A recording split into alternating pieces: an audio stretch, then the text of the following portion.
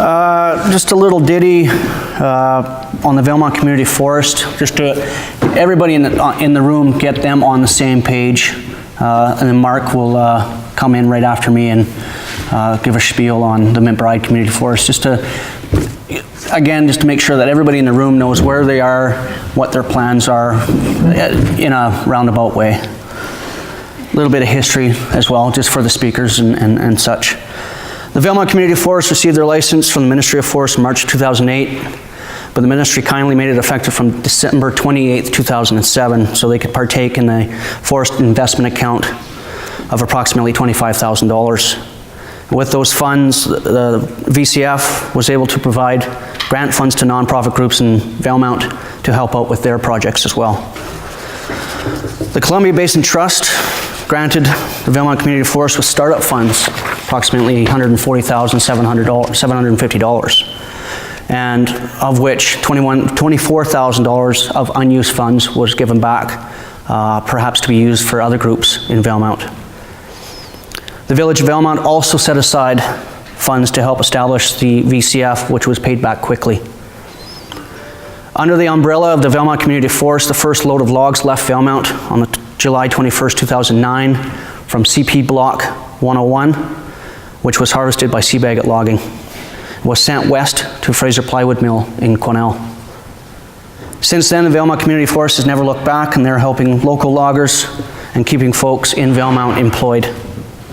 The unfortunate beetle kill has also helped immensely with employment, as it temporarily raised the annual allowable cut of the Valemount Community Forest. The current executive and board of directors, and some of them are in the room today: President Cynthia Piper, Vice President Gordon Carson, Secretary Treasurer Ann Yancey, Recording Secretary Janie Weeks, directors from the Village of Valemount, Councillor Dallas Bullock, and community members Ainsley Jackman, Vern Mickelson, and Jerry Piper. There's a lot of good things on the horizon for the Valemount Community Forest, and good things are happening now. As we all know, British Columbia's Chief Forester will be making a final decision on the TSA review on March 31st. Bad timing, but we have 10 days to wait yet. Thank you. Mark is the General Manager of the McBride Community Forest Corporation and has held this position since May 2003.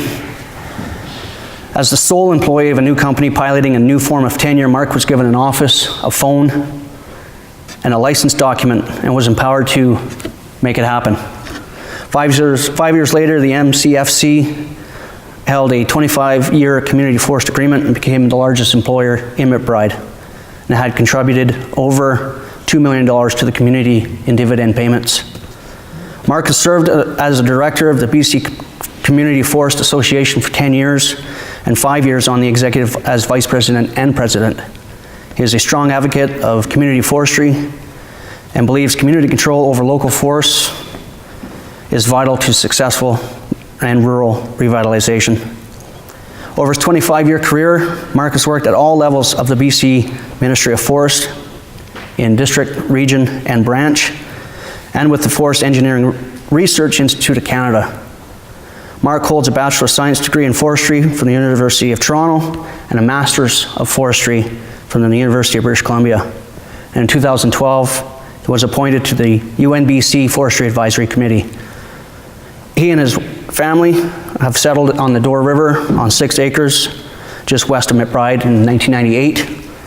He can usually be found scouring the community forest for shed antlers, or in his basement carving walking sticks and cottonwood bark. Mark Vonnegutter, everybody. So I was given somewhat of a nebulous topic or what to talk about, just to kind of introduce the McBride Community Forest, and I see on the agenda it's talking about wood supply, so I just jotted down a few notes, but I'll try and keep it brief. Basically, a bit of a history. We did get our license in 2002.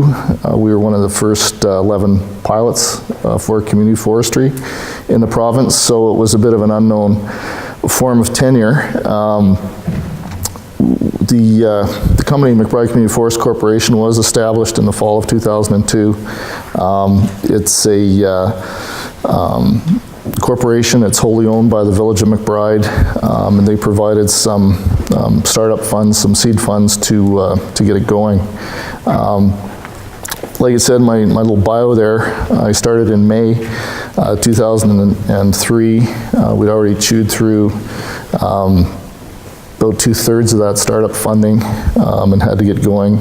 And we're starting to log by the fall, winter of 2003. At that point, I had personally co-signed the loan on our pickup truck for the community forest and was paying our payroll on our Visa card. But we kind of, through good luck or good management, managed to get going. We had one of our road contractors built a road for us to our logging blocks, so they get paid once we sold the wood. We sold wood on the stump, and that's how we got going. So, like I say, it's been 11 years now, looking back on it, and we're fairly solid, very well established. We're pretty stable in terms of our bank account, our bottom line, our operating accounts, and know what we're doing. Our cut, our allowable cut is 50,000 cubic meters every year. We've managed to always cut our full amount. It's varied a little bit over the years, but tried to play the markets, but essentially when things were tight, we tried to just keep the wood flowing and employ as many loggers as we could, keep people working. So we've made money almost every year. We've lost money a few years, but not too bad. But mostly that was, like I said, just to keep people working. Our profile is good variety, mostly spruce balsam would account for probably 50% of our wood, a lot of cedar, hemlock, and very minor amounts of pine, Douglas fir, and deciduous. We do have lots of fall down, and are always looking for that panacea, that wood waste, someone that's going to come in and use all that crap that we can't find a home for. I will comment though, Bruce mentioned hemlock and birch. We do have a success story with birch here. We've got Jen Pelton here with Crescent Spur Hardwoods, who came to the valley and started up a mill and is doing it totally on birch. They don't need a lot of wood, but they do employ people, and we're happy to see that. And just now we think one of our small little mills has a market for hemlock, so we've moved some hemlock into the yard and hope that'll take off.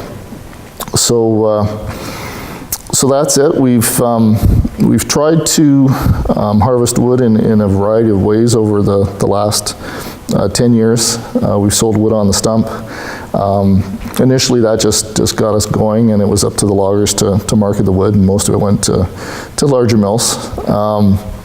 We've tried salvage, and we've had what we call our small market logger program, where we, and some of you are here today that have been in that program, and basically where we sell wood or give an area to a local logger. They can market the wood themselves and just pay us an admin fee for that. We handle the stumpage and the reforestation and that kind of stuff, all the licensing, planning, that type. And we've had fairly good success with that.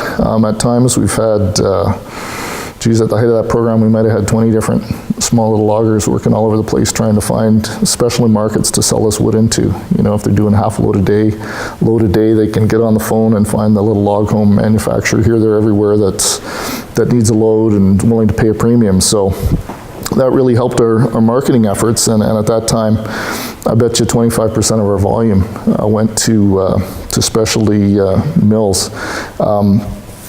It just so happened at that time through the BCCFA, we were talking to the Forestry Roundtable and ran the numbers. And we had wood actually from the McBride Community Forest going to 53 different scale sites throughout the province. So we were sending wood all over the place. As things have tightened up, things have changed again, and all our small market loggers have tried to become small commodity loggers, and they're getting less of a premium, trying to get more wood, and our program's changing yet again.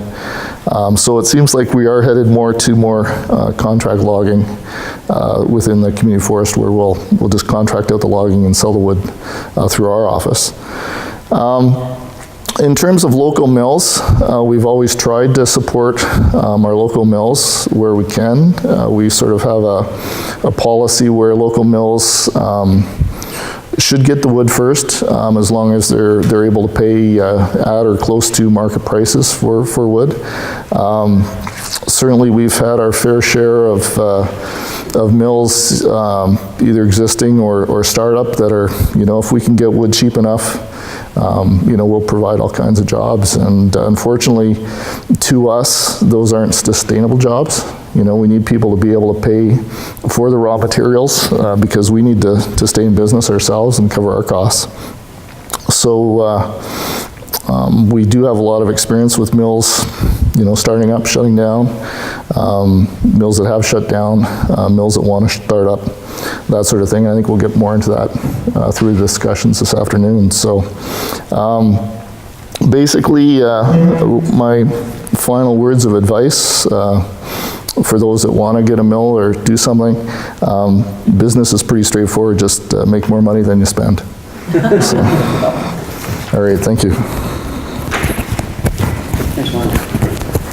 Do you have time for questions, or just? Absolutely. Are there any questions? So you do the small salvage anymore or not? We do, yeah, we do. We have, you see, part of the problem with that, Jerry, was one of our small salvager, small market loggers.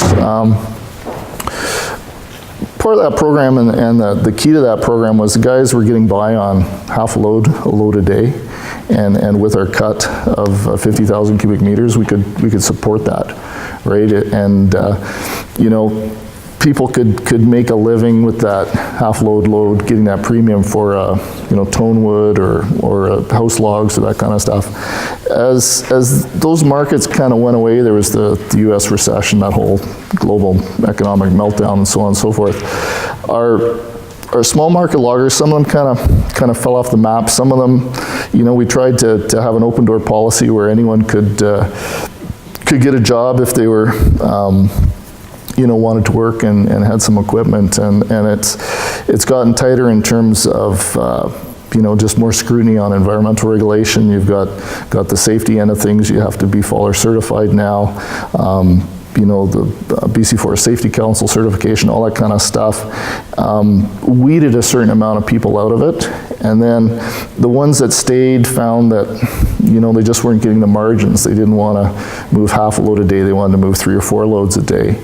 And, with our cut, we just couldn't have, a dozen people doing that. So it's sort of, it spelled the end of their own demise, and that the prices were down. They were trying to get more volume each, and it turned out to the point where, if they're all just commodity logging for selling wood to a mill in Prince George or whatnot, we might as well just contract out the logging and do that ourselves.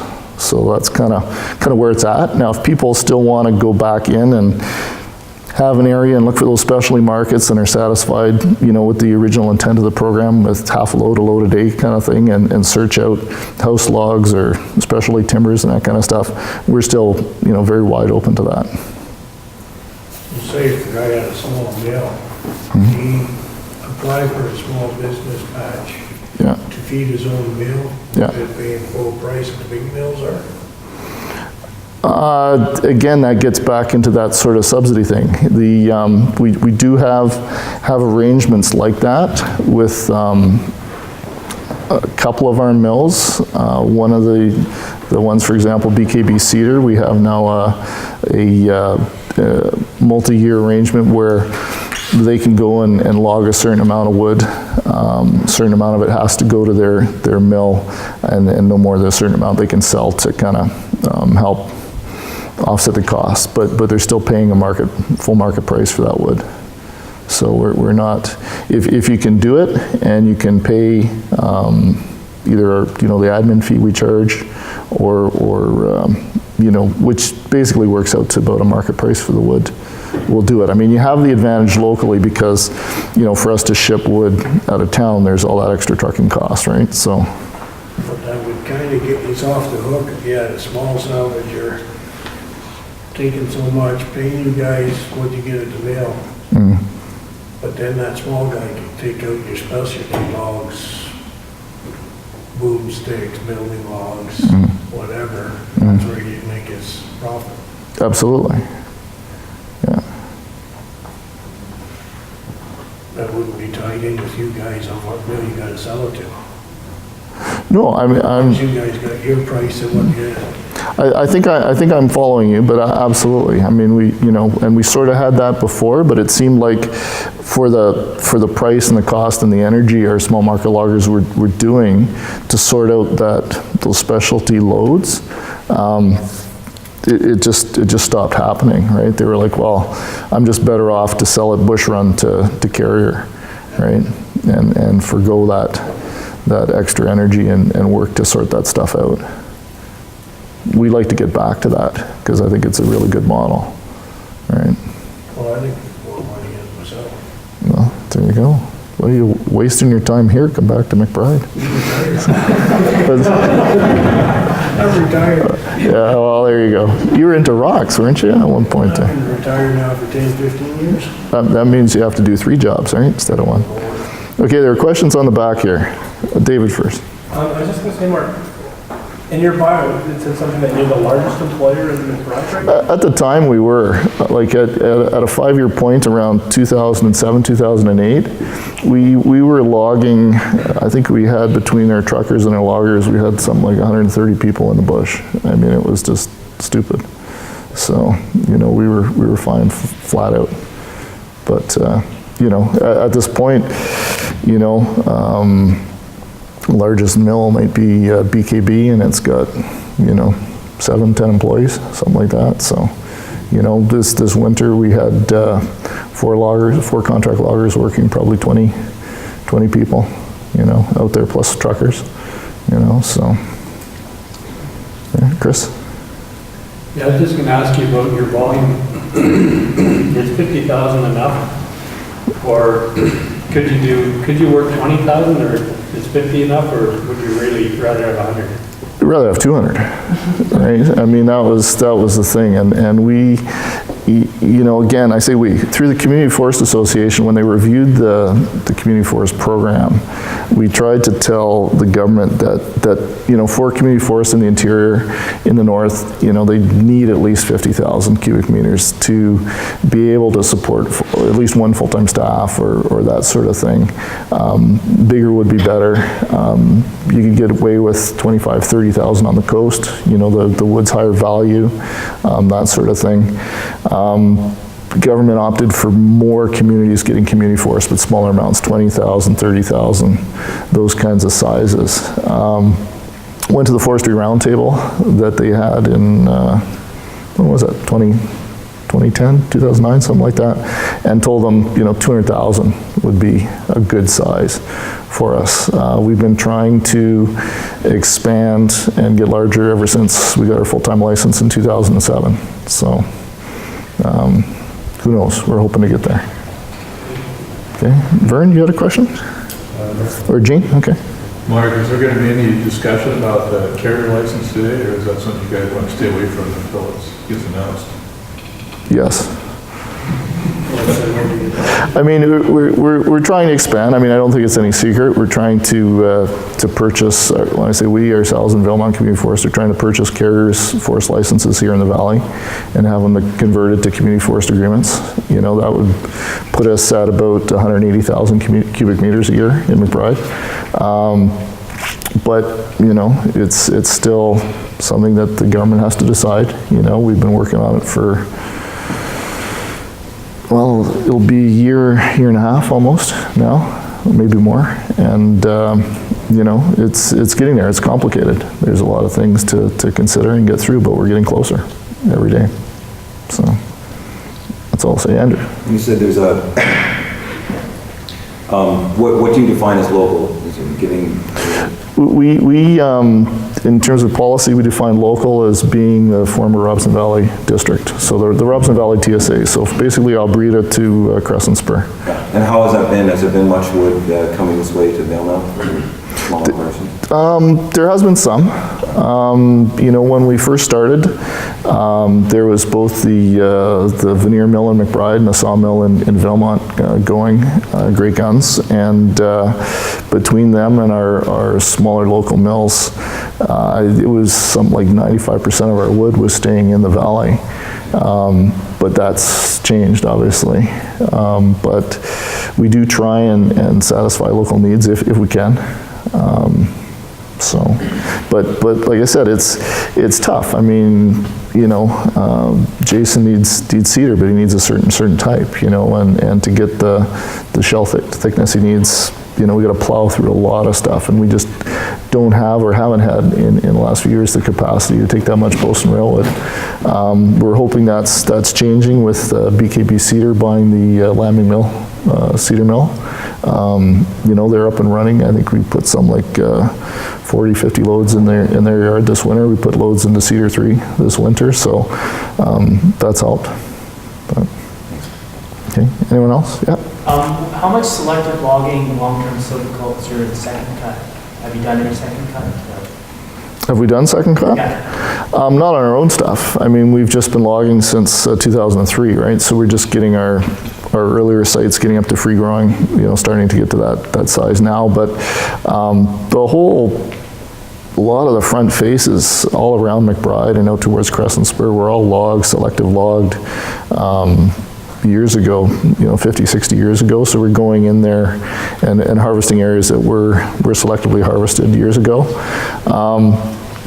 Our program ranges, I guess, in terms of a variety of levels of retention, anywhere to just taking out a few stems to close to what you'd call clear cutting and everything in between. But a lot of what we do is partial harvest for sure. So that's why a lot of it we're hoping for this market for lower quality stuff, hemlock, some of the poor quality cedar, where we can go in and do a second pass on them. But it's going to be tough economics for sure in some areas. Part of it too is just seeing how silviculturally that those sites have reacted. I've gone out and seen a lot of sites where they were a wet cedar hemlock site. They were clear cut and planted to spruce, and they frosted, they failed, they brushed in. It just took huge efforts to regenerate. Whereas we're thinking more if you leave a certain amount of retention in there, you shade it, you don't get the same brush problems, and you can still plant them heavily with spruce and still get the same amount of crop trees coming up. So we're trying different things. Do you find that stumpage rates reflect the extra cost, or is it still? Well, as a community forest, we're on a tabular stumpage rate, so we only pay 15% of the zonal average, so that's really not an issue for us once we got that. Any other questions, Jerry? You agreed on the more timber and more, instead of 50, if you get 100, then you got more bargaining power, wouldn't you, with the bigger mills? Yes, but I mean, we're still just a drop in the bucket. I mean, if you look at the community forests provincially, right, there's over 50 that are there now, right, compared to the 11 pilots we started with. But the cut overall is still, I don't know, about 1.7 million for all the community forests combined.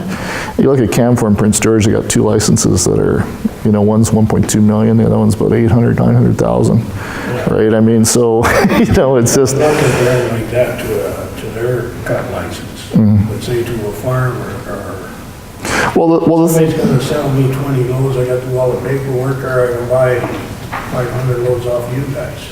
Oh, absolutely. Yeah, no, that's exactly it. And we've sort of said with the community forest model how we've tried not to be critical of BC Timber Sales, a small business program, but we've sort of said let a community forest manage the woodlands and sell you the raw product you want, right? If you want to start a bakery, you shouldn't have to buy the farm and grow your own wheat, right? You should be able to just go buy flour. It's the same idea.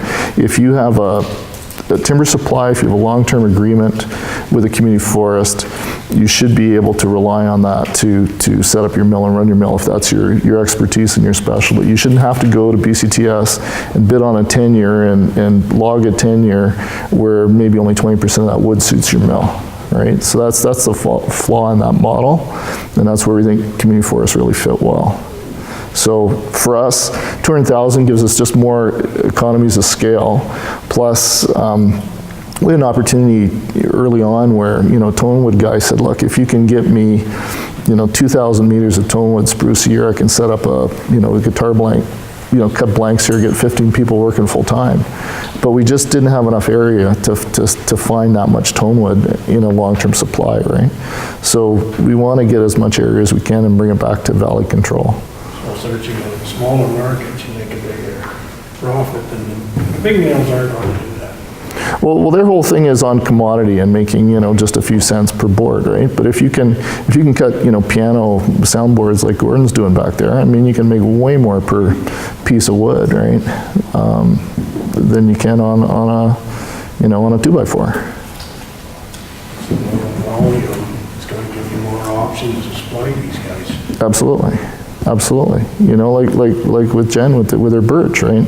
Again, she doesn't need a lot, but birch is only a minor component of her stands here. But if we're looking for it and we find it, and if we're large enough, we can keep that mill going, right? So that's the key. Gene, I think you had a question? Yeah, Mark, all I was going to ask a question about is with these cuts coming in, this extra 130,000 cubic meters to both communities. Now this puts this, when I say us, it puts each community for the first time, in a really different situation in order to attract, small industry that we want, build our towns back up. Absolutely. Now, are you going to be looking at timber agreements with these, with this industry that's going to try to come in here? Is that, or have you got this figured out yet? How it's going to change your way of doing business? Conceptually, absolutely, we've got it figured out, if you want to call it that. Devil's always in the details, but I think that's what somebody needs, right? Obviously, somebody that wants to come in and make that investment is going to look at needing a longer term deal for a certain amount of volume, and certainly with this whole move that the two communities have been making to try and purchase these licenses, we've got a much closer working relationship now between Valemount Community Forest and McBride Community Forest than we've ever had, and the cooperation there has been excellent. And I think we all recognize that whether somebody moves into McBride, Valemount, Tejon, Dunster, it helps the valley itself in the broader sense. So, we're really trying to take a much more cooperative valley-wide approach to things. Mark, just one comment I want to make about solid logs to the majors and stuff. When you get a market that basically you've got right now, and the major mills, what they will do, they'll pay quite a bit of extra money for that marginal wood that was one of the mills. That they can make maybe not as good a profit on, but it's a greater profit with the amount of people they have. Now the problem that can have with building up a local mill, mills and stuff here is sometimes in the short term, those people will not be able to compete with that because they can't. That's right. In the short term. I think where you got to look at something different. What will they provide in the longer term? By a market that's much closer. Absolutely. Absolutely. And don't get me wrong when I say that a local mill has to pay the market price when the market, like you say, is fluctuating wildly. And we've seen this with the majors. I mean, we're at their mercy, right? When will they buy wood from community forests? Well, when the markets are so poor that they don't want to log their own wood because they can try and get it cheaper from community forests. Or like you say, when the markets are really strong and it's to their benefit to add that second or third shift, they're logging all their own wood and they want some more from us, right? So, we want that stable local buyer of wood. What we don't want is someone to come in and say, we need this supply, but we need it below your costs. Right? That just isn't on. We can't do that. But if we're covering our own costs, and maybe even making a few dollars to put back into the community for projects, that's great. But we don't have to be making, the huge profits that you're seeing, at the top ends of the cycle, right? But, part of it too is you have a certain amount of volume going locally, and then you have that other volume that you kind of reserve and play with when the markets are high, to make some money, put it in the bank when times are leaner. Right. So, The other thing I think it was asked, one of the questions here about, where the wood comes from or goes or where it's going to be used. And I think one of the things that's got to be looked at is, when mills go into either community, which I think there will be here in the near future, both communities have quite a different log supply. And I think what you're going to see is you're going to see logs moving from one community to the other, but not necessarily just to one. You're going to see a roundabout type happening.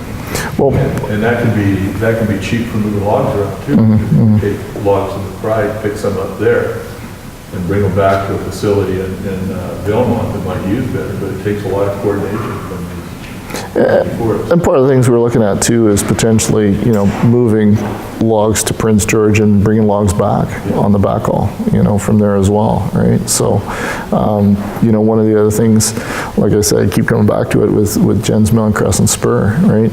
We're moving wood from, the McBride side to Crescent Spur, right? I mean, that looks good on us too, right? So, anyway, it's, what's the haul cost of Prince George? Vern, what is it these days? So that's pretty significant, what we've got to do there. Exactly. Okay, The other thing that works out good, I went up to see Carrier about the possibility of wood coming from Prince George, if they wanted to bring down here. And lo and behold, the discussions that the community forest of McBride had, they were already doing that. So what you've got is, you've got a community forest that's already looking ahead saying, we're gonna have this, we're gonna try to get a certain type of mill in there. If we're successful in doing that, and it's wood that you do not need, it's wood that Carrier usually doesn't use, they sell to somebody else. Well, they're already working on that, and that's what we're talking about. We're talking about wood moving around. It costs a lot to move it out of here, so there is an advantage. But there's also wood out of here that would work best in here, or may work better depending on when mills will come in. And certainly with this extra wood coming in, there's an opportunity here now that none of us have seen. This is like an excellent opportunity for both communities to get some things going that we have not had a chance to do this before. And this is real, and I'm pretty sure it's all going to take place. It makes sense. I'm hoping, touch wood, we're working on it, so. Anyway, Owen, I've totally sidetracked your whole agenda here, so. I love the discussion, thank you. Okay, maybe one more at the back here. One more question? Sure, why not? So More questions? I haven't got the hook yet, so. assuming the transfer of the carrier license does end up taking place, Yes. there's going to be there could be a bit of a rush, I think, on this extra log of volume. I think there'll be quite a few manufacturers that are wanting a piece of that. What do you think is the best way to assess the different proposals to see if they're going to, maximize employment and meet the objectives of the community force? So employment and environmental quality and that kind of thing, instead of just a first come, first served basis for that extra volume? That's a really good question, and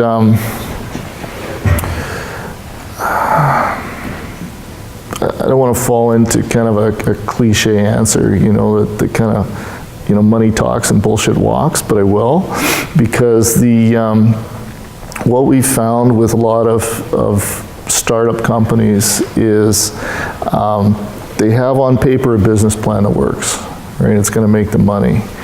But what you don't see is that they're undercapitalized to start out with, right? They're underfinanced. They just have enough to, if everything works perfect, to kind of get the down payment on the mill, to get some inventory, to start paying their workers, and then, their initial production levels weren't as good as they thought, and they ran into some quality issues on those first few loads, and they didn't get paid full price, or they couldn't get it delivered when they wanted to, so they didn't get paid in 30 days, they got paid in 90 days, and they kind of bleed out in that ramping up phase.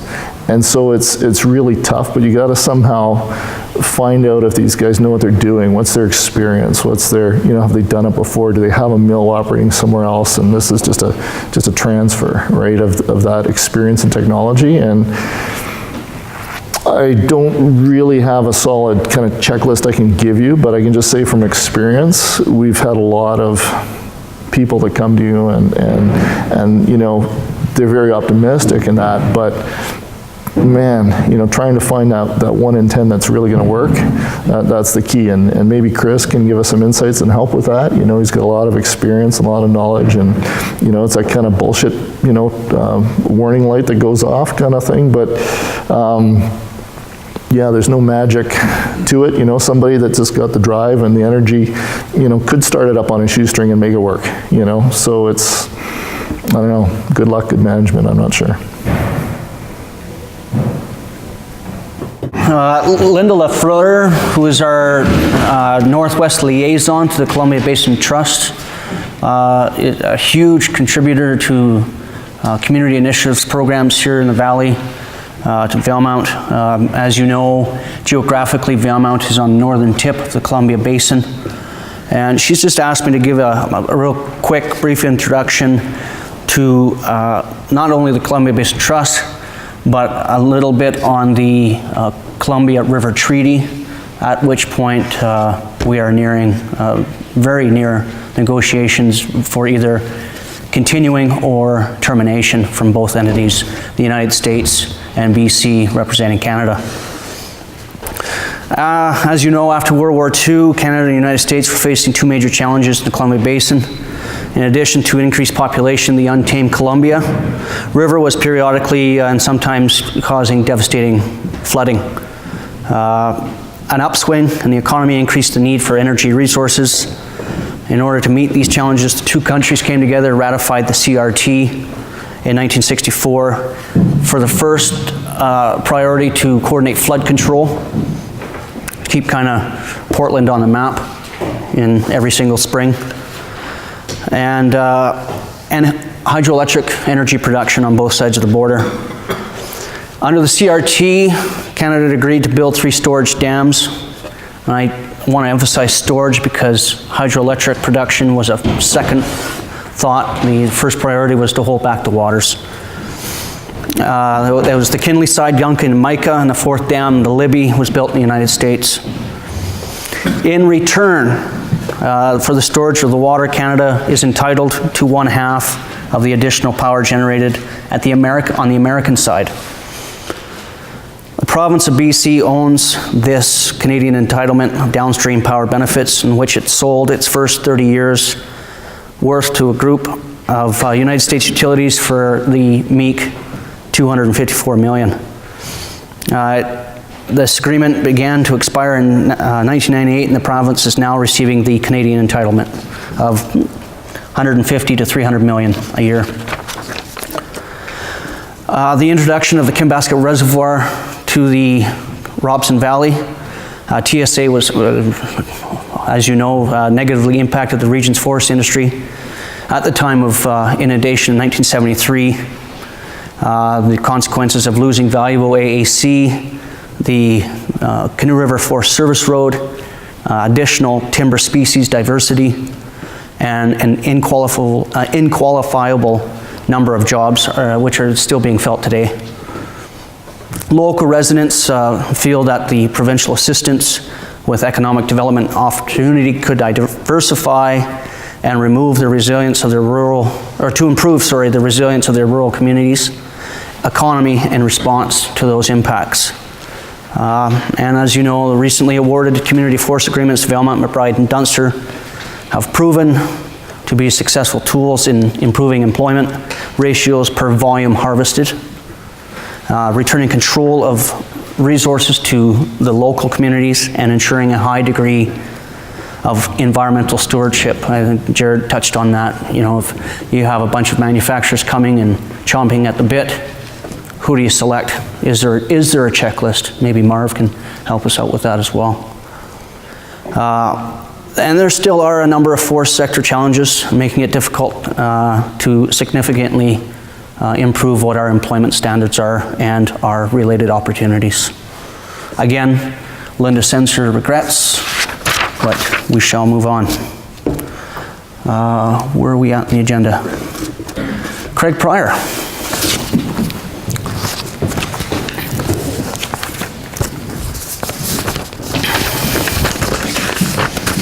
Just a little bit about Craig before he comes up, or as he comes up, because he's already here. After 5 successful years with Development Community Forest, outgoing manager Shane Brissett has integrated Craig Pryor.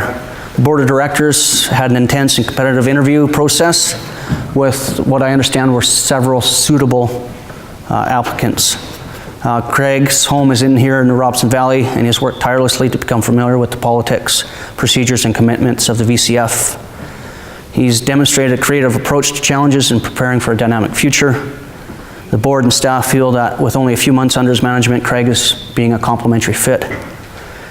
He's currently modernizing the internal capabilities of the company and comes with a broad scope of talent and, of course, hands-on experience being a registered forestry technician. Craig Pryor, everybody.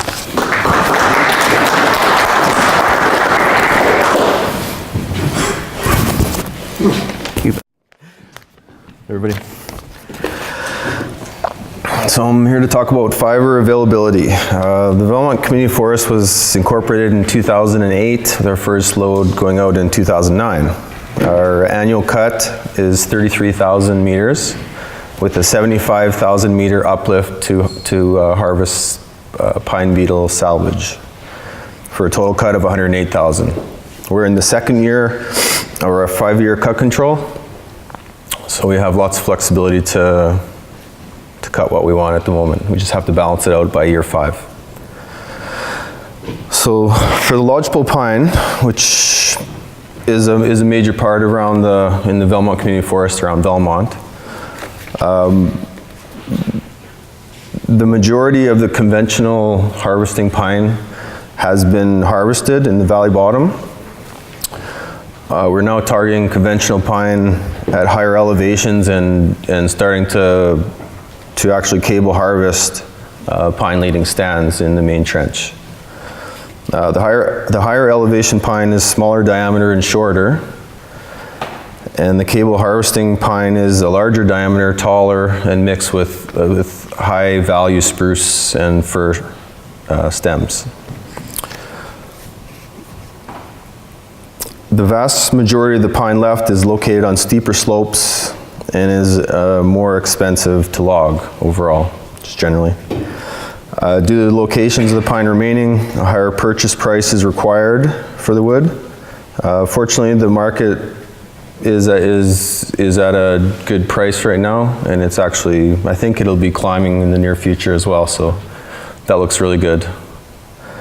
We're hoping to get another tower cable yarder going next year. We have one going this winter on a part-time basis, and we're hoping to get more, which is more employment. We plan on harvesting pine leading stands in 2014. So for a winter 2013-14 update, we don't have the final numbers in, but we've logged roughly about 70,000 meters from November until the end of March. The market is good and the timing was right to make some money. All the local loggers and road builders were utilized for this harvest. All the local trucks were kept busy, and we had to import some out-of-town trucks just to keep up because we just don't have the fleet necessary to move that kind of volume. Due to the difficult access to harvest the pine, which we were trying to target just as a salvage,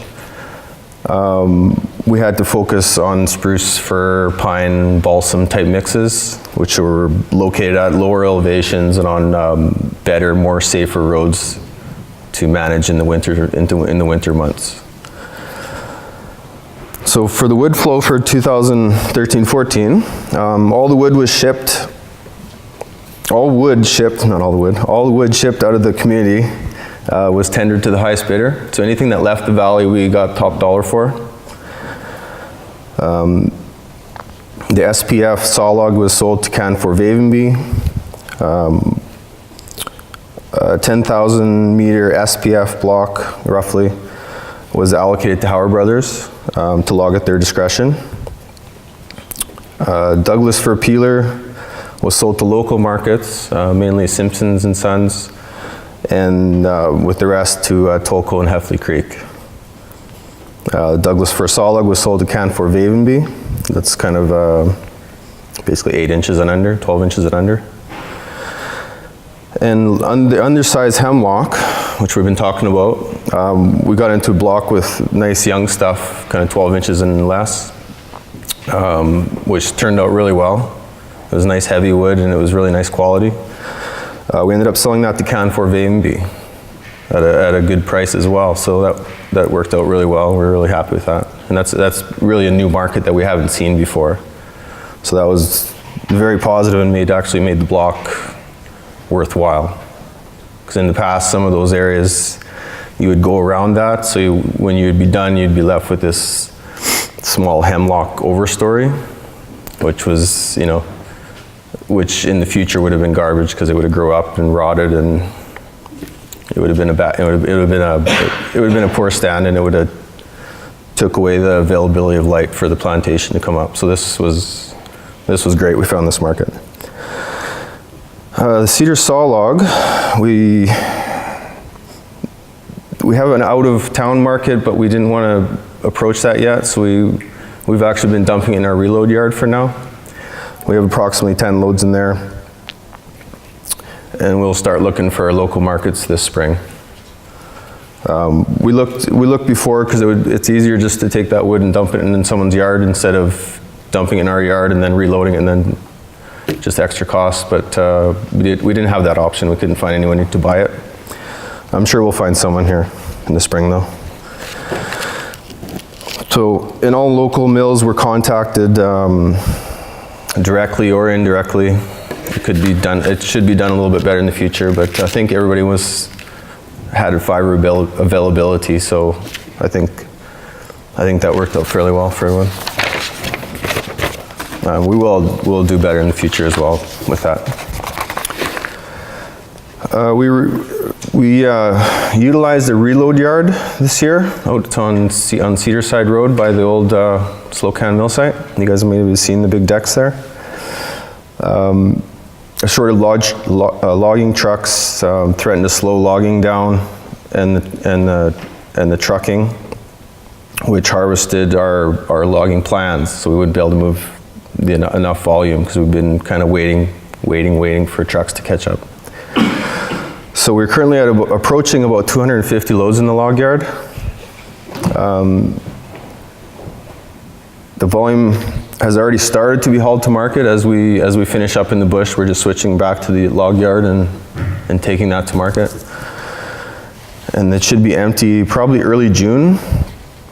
The market's closing its scales in April, which doesn't help, and parts of May as well. So that'll drag it out a little bit, but I believe this practice will continue in the future as trucking shortages will likely remain a problem, I would think. The local trucks have been promised that every load they haul into the yard, they get a load to haul out of the yard to the markets. So this is, for them it's really beneficial because they get at least, I don't know, I haven't worked out the numbers, but I'm guessing 2 weeks to a month extra hauling, which is huge for them, right? It's an extra month they wouldn't have had before. So I think it's a success, and I think we will do this program again, I think. The future, wasn't sure how to go around this one, but it's already been blown up, so. We're currently in negotiations for the purchase of a forest license. I won't say any names. This forest license would be transferred to our community forests and would increase the physical size and cut of the Velmont Community Forest, as well as the McBride Community Forest. It'll bump our AC up from 33,000 to about 160,000, roughly, which is substantial.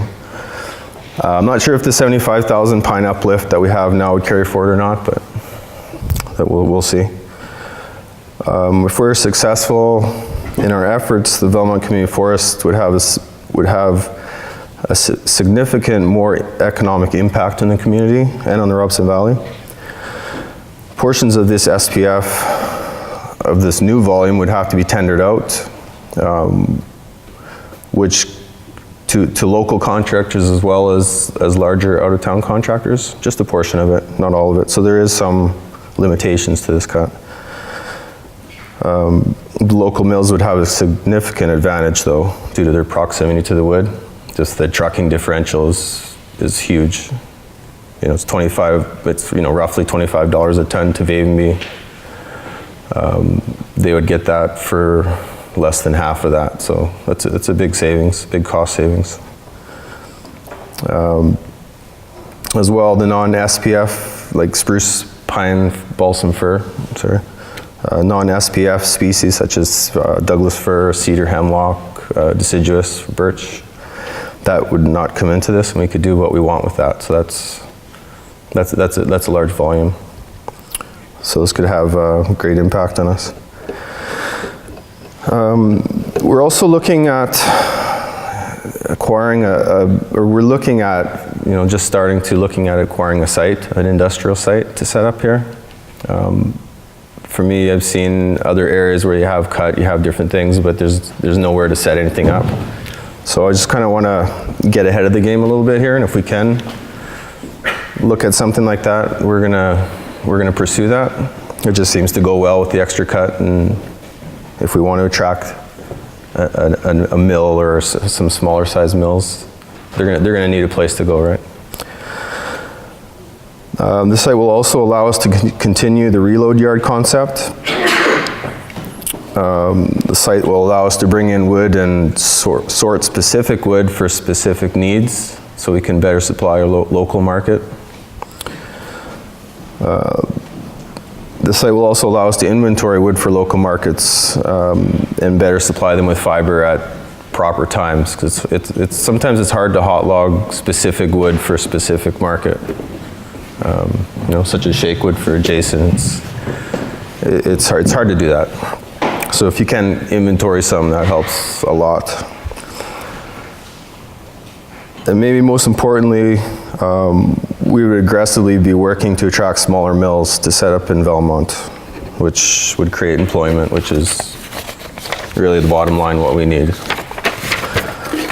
In closing, overall, we've had a very successful winter season, I feel. We've made significant progress in the forest license purchase. We still have a long way to go in reaching our goals, but we have come a long way. I can see a bit of a light at the end of the tunnel, which is nice, because it's been a long haul. It's been pretty dark. It has been. The McBride Community Forest has been a great partner and help in moving forward and reaching our goals, and I very much appreciate the relationship we have formed over the past year, and expect it to continue into the future for the benefit of both communities. I'm hoping for a spring full of good news, and hope for VCF, the Village of Velmont, and the entire Robson Valley. So, questions?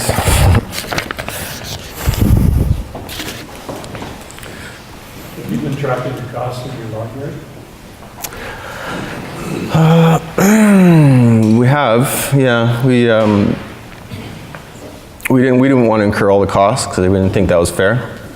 So we went to the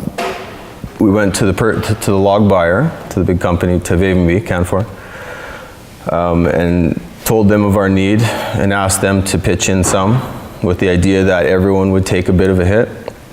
So they added a little bit to the price. The truckers took a little bit of a hit. The logger took a bit of a hit, and we took a bit of a hit. So it's hard to track the price exactly. Everybody took a small hit, but we all made it work, and we all moved, I'm guessing about 25% more volume overall. I don't know if that's how accurate that is, but I bet we have. So that's which we wouldn't have moved if we wouldn't have done this program. So So we did take probably maybe $2 a ton hit, I'm guessing, like for us. But we have moved an extra 25% wood, which we made way more than that. So I think overall it was a pretty good process, and everybody cooperated really well, and I was happy with that. Yeah. Sure. How's some of the main log buyers right now, Tolko and Canfor, are they receiving any wood by rail right now? Or? No, they aren't. Just by truck for the moment. Canfor is close enough that I don't know if it would make sense to go by rail. I can answer that. Sure. CNR cannot compete with trucking within a 500-mile radius. Just the amount of time and the logistical nightmare it is to split a train, get it back together, leave a certain amount of cars in a switch yard or in a back track. You just can't compete with trucking in that small a distance. It is something I had on my homework list to do at some point, just to see what are the major players in rail. Because I think there are some, like Dunkley's a major player.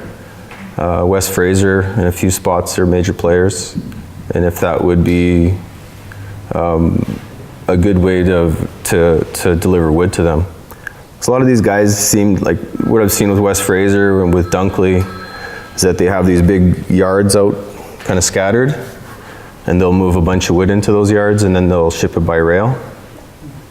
So I don't necessarily want to do that, but because I want to see all the volume stay local if at all possible. But if we do have to send some out, you want the top dollar, right? And if it means putting on a rail and moving it down to, I don't know, Riverside or something like that, that's the best way to go, right? Especially with the trucking shortage. So. Vern? I think to add to that as well, with the trucking shortage, with more volume of wood coming online, more people are going to get interested in buying trucks.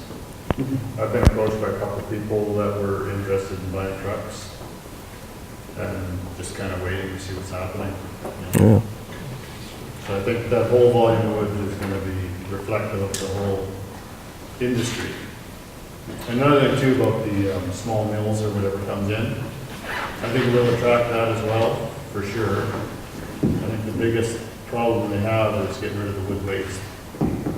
That's the biggest obstacle. I think to get somebody to come and cut lumber won't be a problem, but it's getting rid of the waste. Yeah. Employees will be a big one too. Staff. Yeah. I don't think do you think there's a labor shortage? Oh yeah. But it's I don't know, like we were talking before, it's a better problem to have lots of jobs and not enough labor than to have a whole bunch of labor and no jobs. At least we can, there's lots of people that have left the valley, in McBride and Velmont. They like it here and they want to stay, but they couldn't. So I think those people, some of those people would come back. I'm not saying all of them would, but some would, and we would attract new people. It will be tough at first though, I'm sure of it, yeah. I wonder, I'm not an expert in this, but I've heard before that at times when markets look good, lots of people bought trucks, for example. Is there any way to sort of organize that? I mean, not that we're sort of a central economy here or anything like that, but as a community forest, do you think you have a role to play to help people understand whether or not there's like how many trucks? So, like 3 might make a lot of sense. And maybe an extra line for business, but 5 would they'd all starve. Yeah,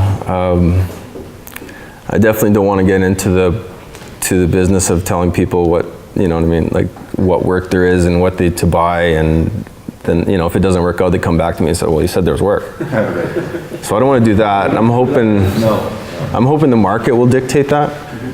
And they'll see, and they'll talk to people like Vern and Clarence and all the local guys, and they'll figure it out. Right, and these truck drivers talk to each other a lot too, right? So I don't think I'll have to get into that, and I hope I won't. Okay.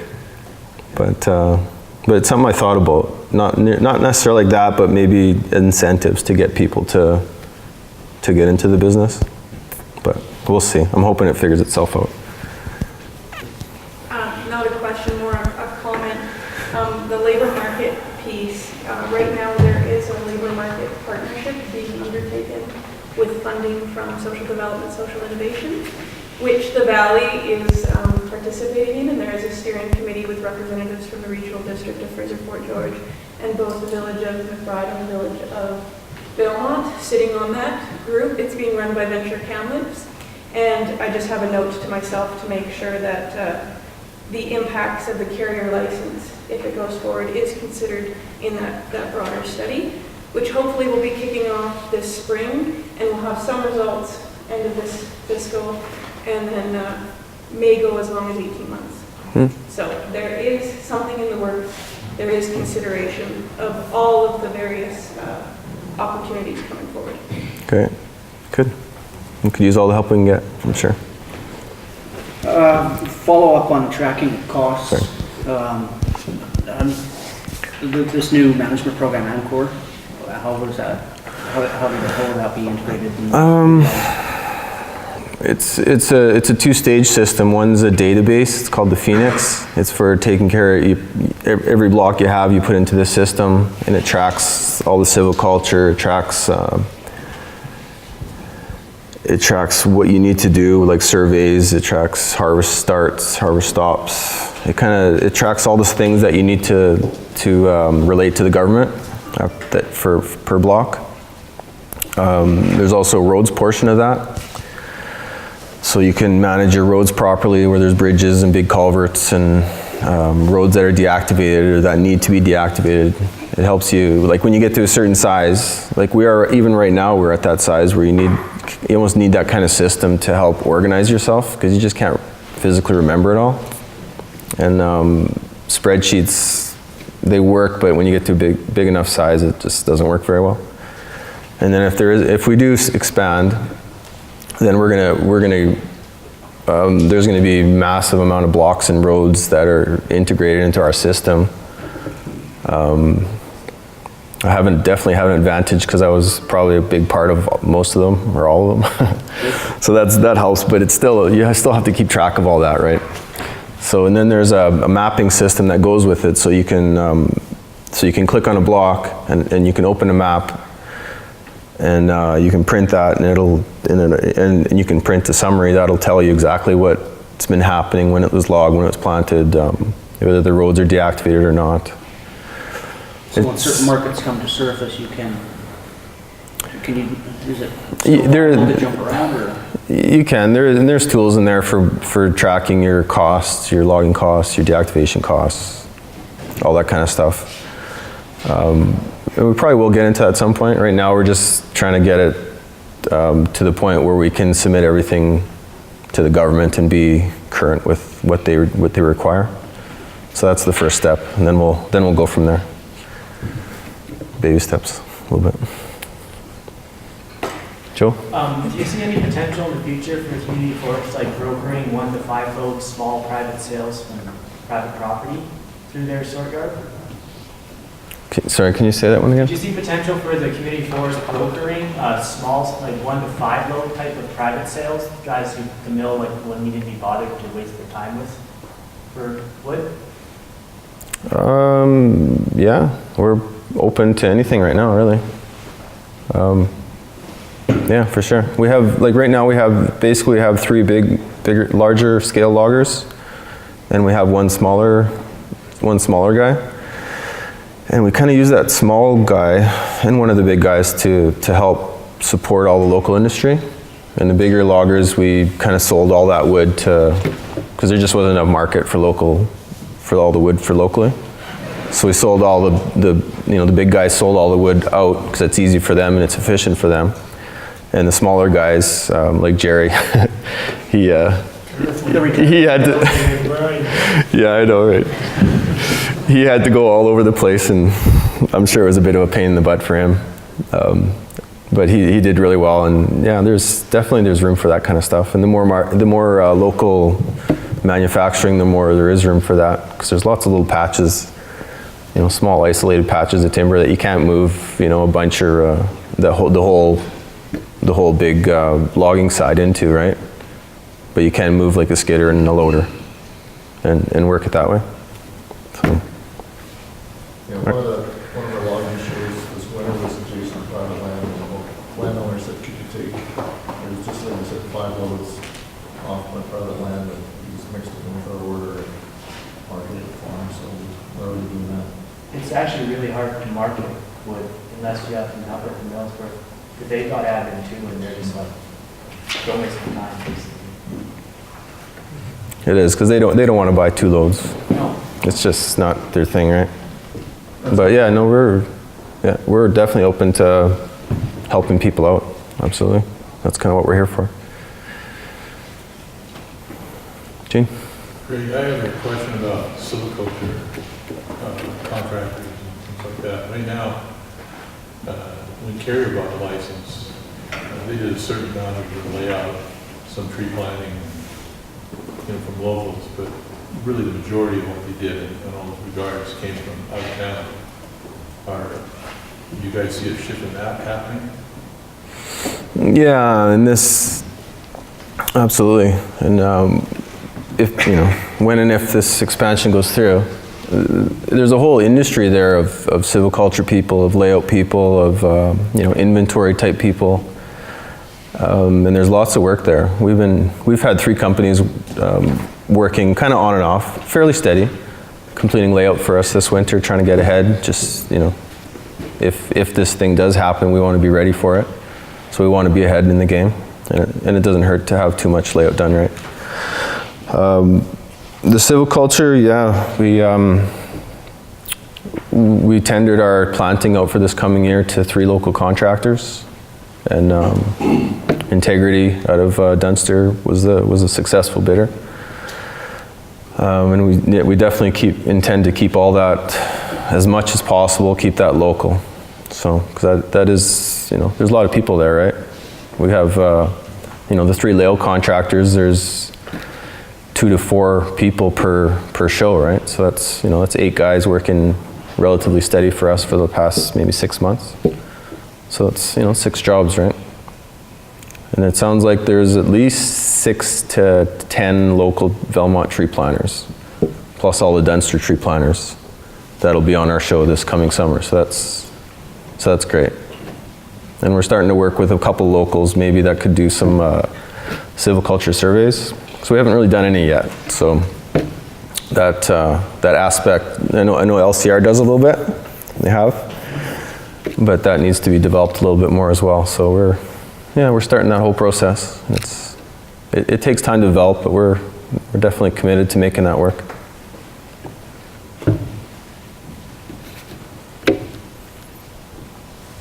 Owen?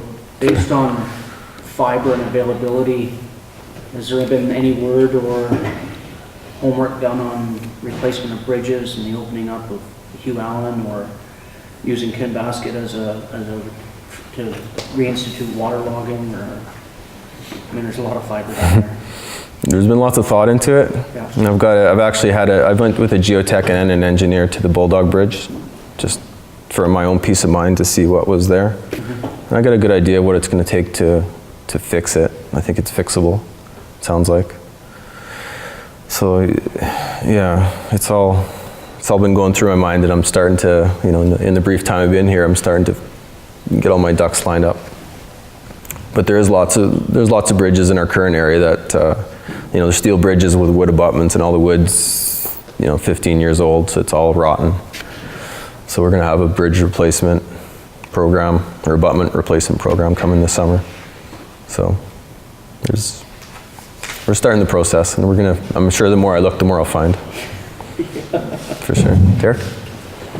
Mark was saying that McBride, they're willing to work with their local guys as long as they cover their costs, their run fees, and their stumpage, and put a little bit in their pocket, and not necessarily charge the higher prices that the big mills are paying.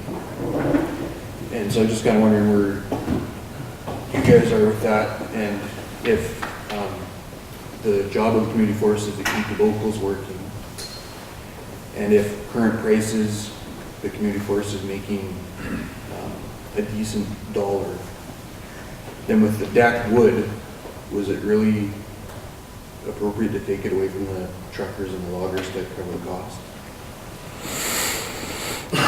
It's kind of a slippery slope, right? To start subsidizing subsidizing mills. I'm not against the idea, but if you don't have to, you don't do it.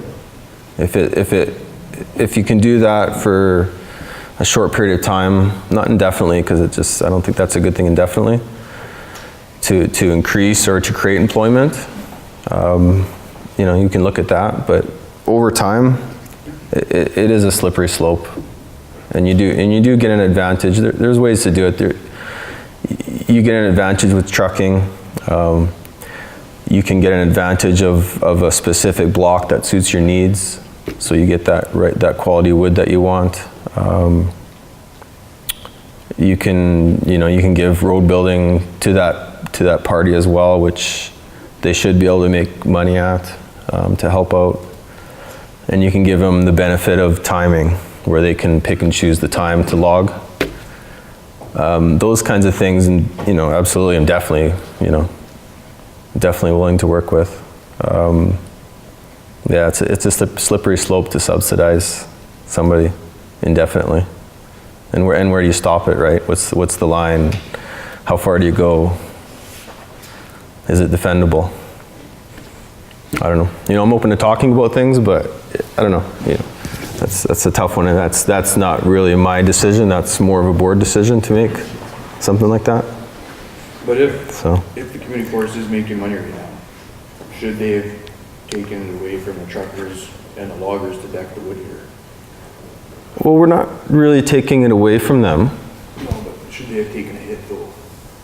Well, why should I take a hit? I don't know. Because you're here. The complete hit. Yeah. Vern, do you want You to? can really get money.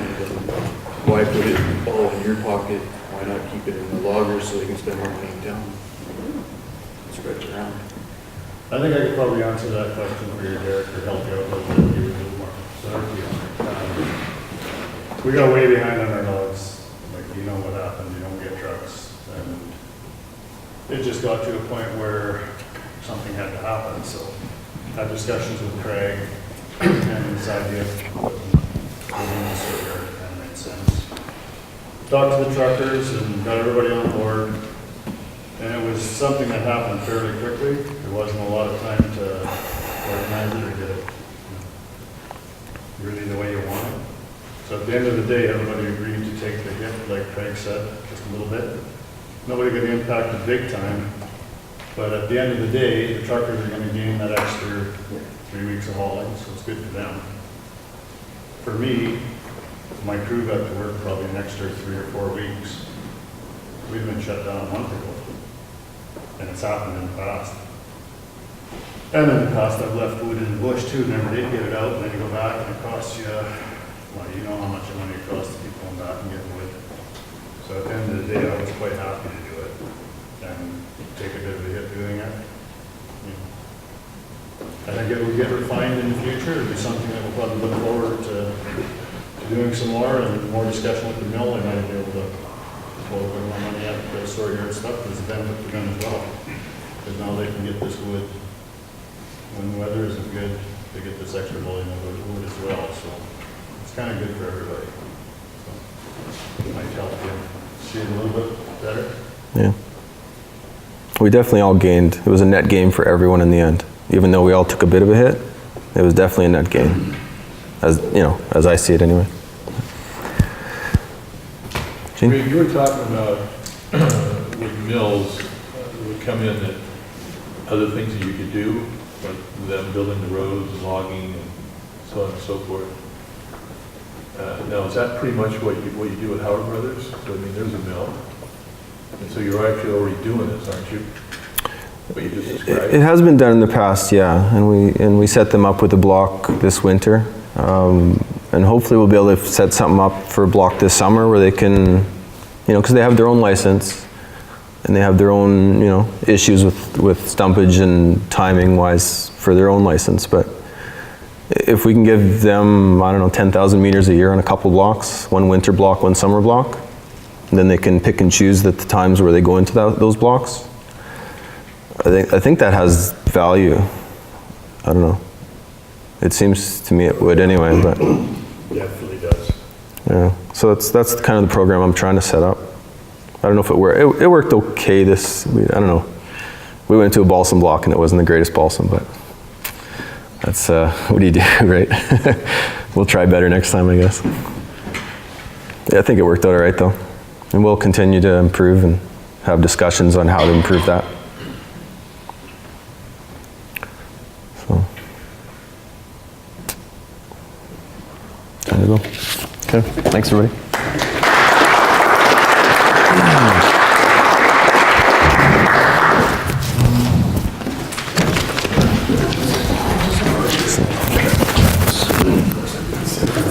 I think we've been sitting long enough. Let's have a quick coffee break.